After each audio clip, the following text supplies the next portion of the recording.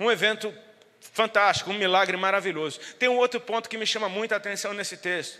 É o fato de que esse milagre não está resolvendo problema nenhum. Isso tem que apontar para algo.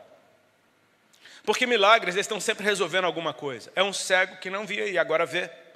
É uma mulher que tinha o seu filho morto, Jesus destrói o velório do menino e ressuscita o rapaz. É um leproso sendo limpo no caminhar para o templo.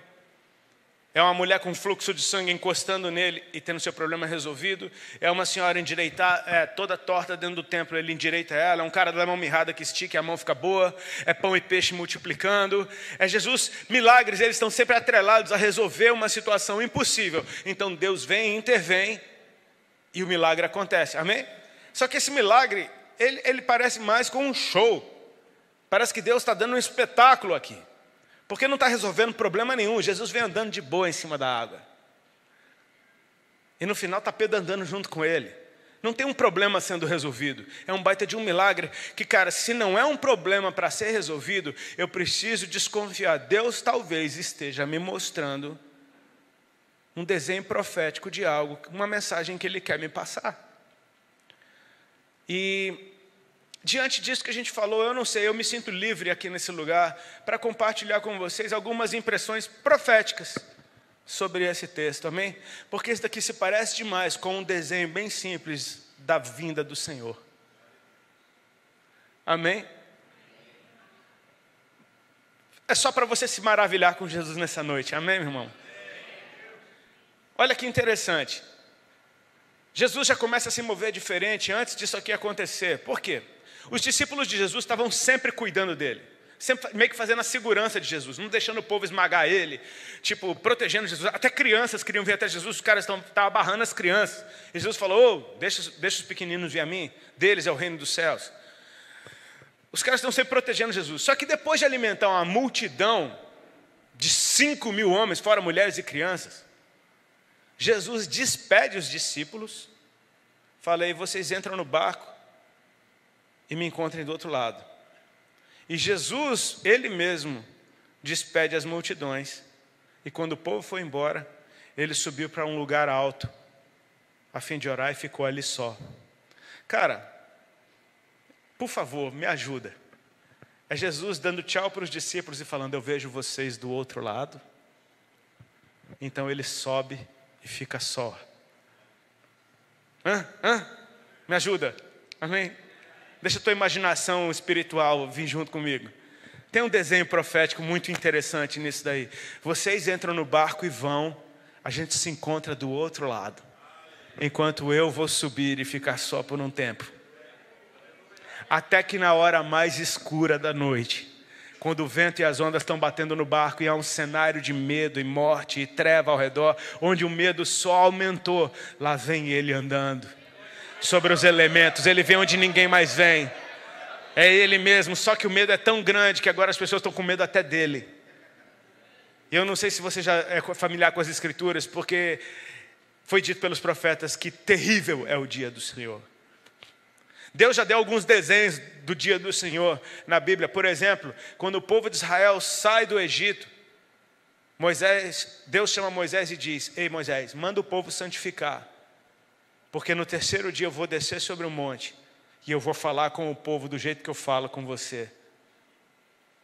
Moisés dá o recado para o povo e o povo, uau, daqui a 3 dias a gente vai ouvir Deus, vai ver Deus. Fantástico, eles deviam estar esperando um dia ensolarado, né? O Papai Noel vindo com presentes, né? Distribuindo presentes para todo mundo, que dia lindo, com a musiquinha tocando, borboletas voando. No terceiro dia, meu amigo, o dia amanheceu fechado, pesado. Eram densas nuvens, era treva, era fogo, enxofre, relâmpago, raio, monte tremendo, som de buzina, é a aparência de morte. E esse é Deus.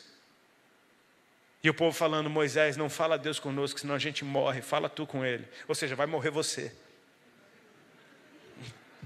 Tem um ambiente de morte ali, eu falei, eu não vou, vai lá Moisés. E Moisés vira para o povo, olha, um homem que tem fé.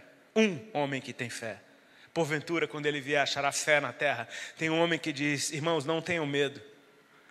Ele fez isso para que vocês tenham temor e não pequem contra ele. Então qual é a repreensão de Moisés? Não tenham Cara, esse é o inimigo dos últimos dias, amém? É o tal do medo que te faz agir feito louco. É o tal do medo que faz a gente trair uns aos outros. É o tal do medo que faz a gente querer dar os nossos pulos e querer se proteger a tal ponto que você vira um cachorro brabo mordendo todo mundo sem nem ter raiva dos outros. É o medo, cara. Não tenham medo. E aí sabe o que é que Moisés faz? Moisés vai encontrar com Deus nesse ambiente. Jesus está vindo andando sobre as águas e os homens dizem, cara, é um fantasma está vindo. Porque no ambiente de morte deve ser um fantasma, deve ser a própria morte vindo. Até que Jesus, que é Deus, vira para eles e diz, eu amo quando Deus fala. Porque quando Deus fala, Deus cria. Amém? O que Deus fala é uma realidade que Ele acaba de liberar. Então Ele diz para aqueles homens, tenham bom ânimo. Sabe o que é que acontece quando Jesus diz para você, quando Deus diz para você, tenha bom ânimo? Você acha que Ele está te dando uma sugestão ou Ele está profetizando sobre a tua vida? Tenha um bom ânimo. Hã? Sou eu, a razão da nossa fé. É Ele. Amém? Não tenham medo. Cara, Ele acabou de repreender o medo naquele barco. O medo agora não afeta mais aquele ambiente para o qual Ele disse, não tenham medo. Ou seja, o medo não entra ali. Amém? Quando o medo é repreendido, tem um homem com mais fé do que os outros, que diz, Senhor, se és tu, manda-me ter contigo por sobre as águas. Cara, isso é mais que fé, isso é coragem, velho. Ou seja, o medo realmente foi repreendido. Porque se no barco está difícil, o que é que esse cara quer descer do barco? Pedro é fantástico, amém?